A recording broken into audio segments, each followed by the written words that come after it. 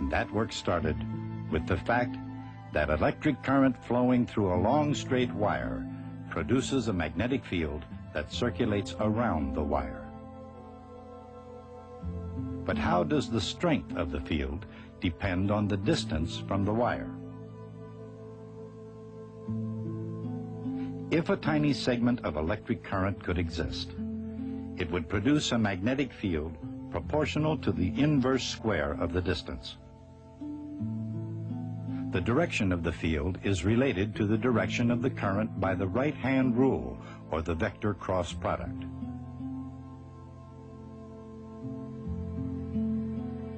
The field would be biggest when the current segment and distance vector are perpendicular.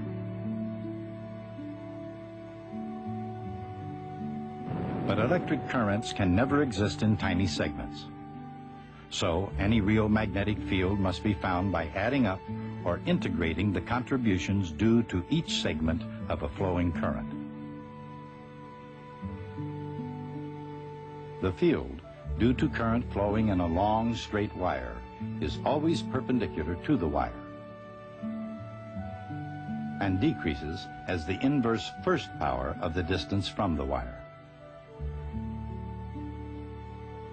The net result is a field that goes in circles. The lines of force are circles concentric with the wire, and the field is the same all the way around each circle. On the other hand, if the wire is bent around into a loop, the current flowing through it produces what is known as a dipole field.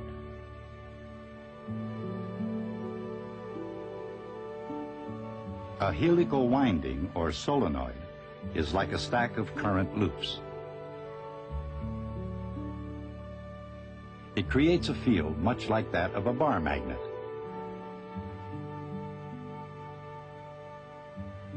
If the solenoid is bent around into a circle, the donut it forms is called a toroid.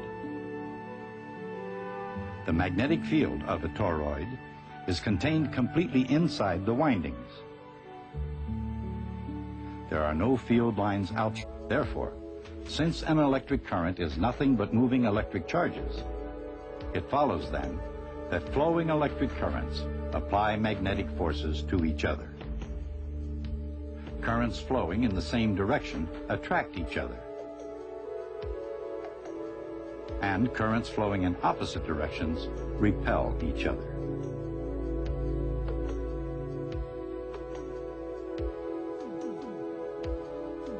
The magnetic field as both similar to and different from the electric field.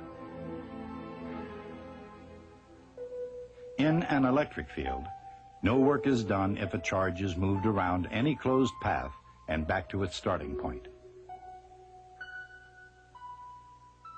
Therefore, when starting from any point on any path and returning to the same point, the change in electric potential is always zero. Therefore, the line integral of the electric field around any closed path is always zero. This is a fundamental property of electric fields.